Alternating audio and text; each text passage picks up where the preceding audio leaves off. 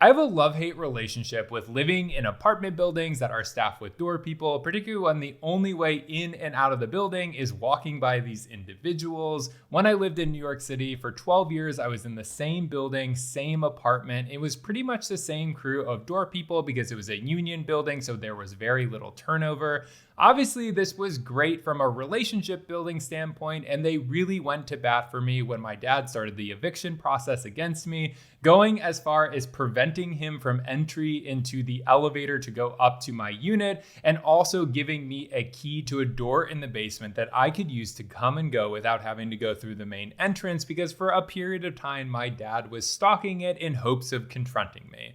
But when you do live in one of these buildings, you feel very exposed because you're being observed 24/7. These door people let up every single grinder hookup I had. They saw any time that I would stumble into the building absolutely blackout drunk. They received every package that I ordered. They knew exactly what mood I was in based on how I would interact with them. The list goes on and on. What's not explicitly stated in the moment I included for November 27th in my book, Losing Linda May, a cancer caregiving memoir, is that when I was sending off my parents to the airport after my mom had stayed with me for about 2 weeks to explore an experimental trial at a cancer research institute for her brain cancer, is that the doorman who was working at the time was a man named Tim who had been there since the very beginning when we moved in. He had developed a relationship with my parents over the years that I had lived there and all the times that they would visit, and he was rooting for my mom, and he made that known any time that she would come in when she was staying with me for that experimental trial. And when she never came back, he knew that she was gone forever,